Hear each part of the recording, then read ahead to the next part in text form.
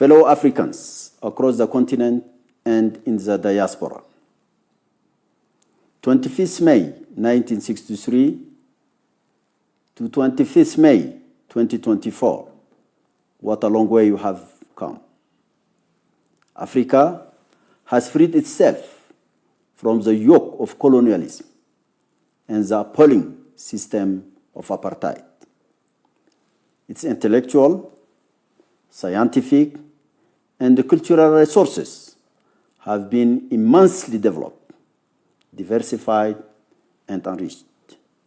Its economy has grown at rates envied by many parts of the world. Its resilience during the global COVID-19 crisis impressed many.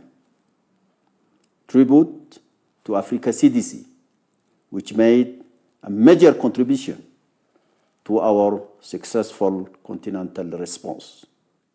Clearly, Africa's demographic explosion, its social constraints that are resistant to the demands of the new world, the continuing deterioration of our climatic conditions, the various forms of foreign interference in our internal affairs, the permeability of certain categories of its elites to foreign discourse, and the obvious shortcomings in terms of governance have not helped to transform the above-mentioned positive assets into factors of social justice, equality, and inclusive prosperity.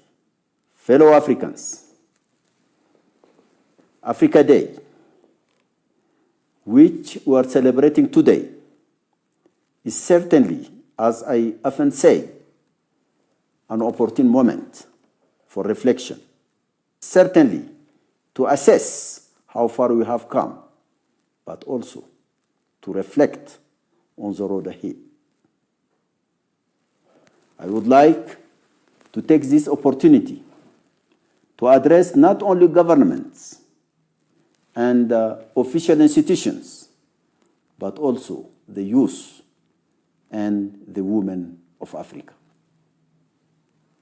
Liberation and progress in development and integration are now a reality.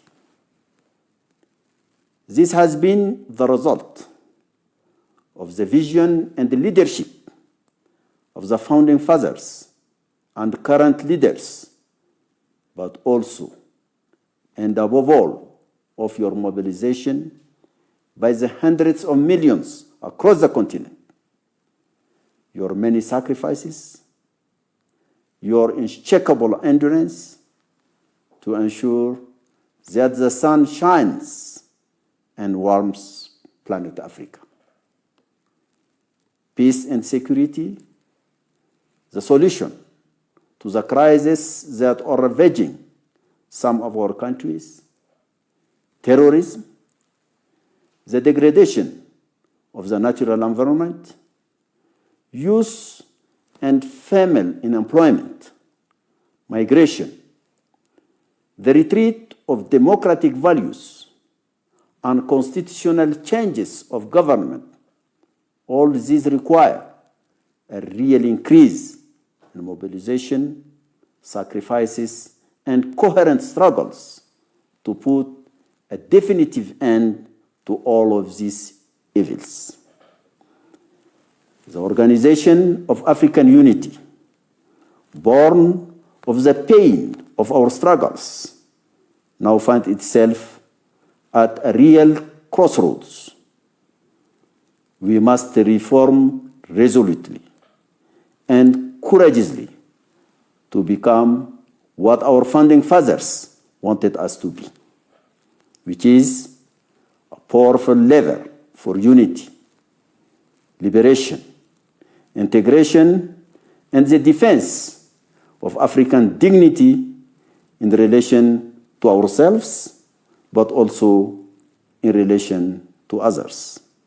With the youth making up over 60% of Africa's population, tens of millions of hectares of arable land, water, fisheries, mining, and energy resources, our young people cannot and should not be satisfied with development on the cheap.